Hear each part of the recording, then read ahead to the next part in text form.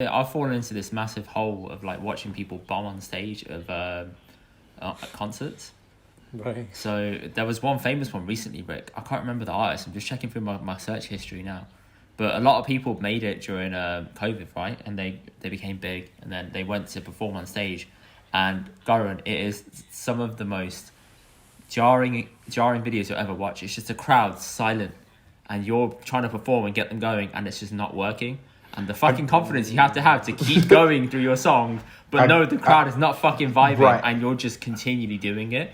I tell people there is a very big difference to being a recording artist versus a performing. Live. That's her name. Yeah. Coyle Ray, that's her. Worlds apart. Okay, yeah. It's worlds apart. You must have seen the video, right? Coyle Ray. I have. Fuck me, man. It was so bad. Basically, context is that exactly. She'd never done it. She'd gone on stage and people knew her songs, but she started performing newer songs. And it was so bad because everyone's like, I've never heard this song. And you're thinking, if you're a new artist, you do your song and you dip because you don't want to take any risks. Absolutely. If it's your first time at a big event, she didn't do that. And it was so poor. And I just sat there and thought, like, I kind of sympathise with you, but equally, you kind of opened yourself up to that a little bit. I don't really know how to assess it in a fair way because you just shot yourself in the foot. Yeah, like, how would you have gone about that, Rick? Say that again? How would you have gone about that situation? So that again, like I said, that's years of like training, and obviously when I started doing it professionally, you learn tactics and mechanisms that help you be better when you're live. Yeah. No one's ever perfect. Even the best of the best are not perfect on any given day. But it's just about having those mechanisms and tactics that make you better. Like, for instance, what you won't realize is that a lot of these artists, when you see them live for the first time, what you're seeing, well, this isn't like a revelation, but what you're seeing is a very well rehearsed version of what they're giving you. So down to I don't know, the sporadic. Down to saying, I see you in the back, girl with that top on. Like, is it rehearsed at that level? I knew it. I fucking knew they couldn't see it. I knew it was bollocks. All of it. Right. Some of it is. That's quite interesting because like comedians, they do shit with like the people in the crowd, right? But it seems like it's legit, and it's like they clearly don't know who's coming. But some of those comedians do pay people to be there though, and they give them preferential treatment, and they say like, if you come to the show and do this and let me roast you, I'll let you sit backstage with me for like a little bit and we can have a chat. Like, some of them do that. I didn't know. That's another hidden thing. Definitely with performance, one of the things I learned, especially early on in doing it professionally, is that you have to allow your body, your brain to experience what it might possibly experience on stage, so you know how to deal with it. Because when you get on stage, your adrenaline will just hit the roof. Yeah. And everything that you've learned goes out the window. So if you're dealing with something that's completely new, your reaction to that is going to be completely new, and it probably won't even be what you expect it to be. But if you rehearse some of that, because you don't know, if you rehearse some of that, when it happens, you flip back to, okay, I've been here before. Yeah, this is what I do when I'm here, kind of thing. And so, not to take away the magic of performance, because 100% there is still random creation that happens in the middle of performance. But knowing, it's beautiful, isn't it? Exactly. Yeah. I remember once, Rick, Indy, he records some of my content I put out on YouTube, but we sit in a room and it's like, there's a script of sorts, it's quite loose, but I can spit, right? But then when I'm doing a live talk, and I remember doing a talk just before COVID, and I was on stage, I was walking across stage, and I forgot what I was meant to say. And so I ended up doing this big dramatic pause. And then I made a joke, which was never in the speech, but it dropped. And then it was just like, okay, reset, and then where I need to go. Because the other thing I always tell people when they perform is like, people don't know what you know, in the sense of 100%. Nobody knows. We didn't get verbatim right, so you think it's a script in your head, and if you don't deliver, then whatever. But no one knows that, man. No, but hang on. If it's a song, okay. Because if someone in the audience knows your lyrics better than you, It's done. Oh, yeah, It's done. Well, that's why you play the backup song, man. You play the backup song. You just cover it over the top, man. That's it, right? There's that.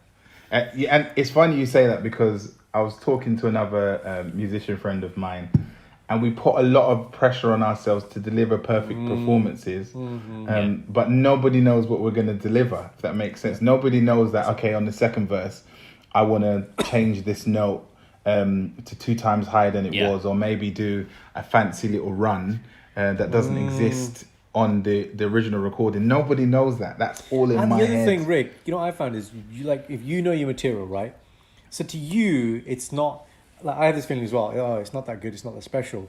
But then when I drop some of my material to somebody who's never heard it, they're like, wow, this is amazing, right? Yeah. Like, Indy, when I was with you guys, you know, Gerps is like crying.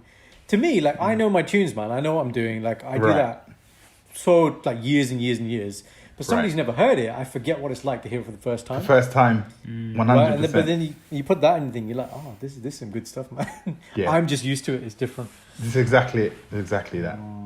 That's the thing, man, and that's man. It's important to sit and think, like, artists that are gonna riff and stuff. You have to have that connection with the band as well, because if they're just thinking it's the same thing, they need to learn how to riff with it at the same time. You have to have faith in one 100%. another, even though you probably never worked with one 100%. another before. 100%. Yeah, that's so key. Like I said, all of these things are like things you don't see. So like the band will be rehearsing for weeks on end, like all day, weeks on end, all day, like from like 9 till 8 o'clock. Just like a shift. Jesus. And just working, going over the set, and then what you get is you get this chemistry when you eventually get to that live show. You get this chemistry because they've been together for so long, rehearsing the same thing, or you have a band that's been with a particular artist for a very long time, so they have a natural chemistry. Yeah. I'll never forget the first time that I saw Drake. He was so bad. Wait, bad. Really? Did you see him as an independent, or did you see him? I saw him open for Jay-Z, Blueprint. So you saw him open for Jay-Z. I saw him at his first big concert. So he came, but it was J. Cole was the warm-up act. Right. And J. Cole was really fucking good. And then Drake came on and he was really shit. And I was like, yo, this isn't fly. Because I hate when artists miss out words of their song.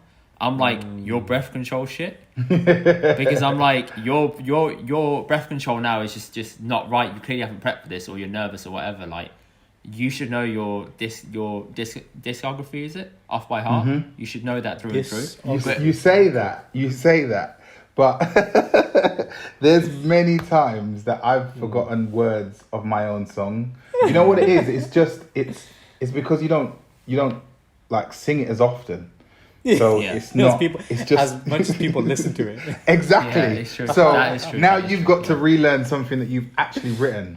But it does happen. But this is when he only dropped his mixtapes, and he just dropped So Far Gone, and not So Far Gone. Thank Me Later.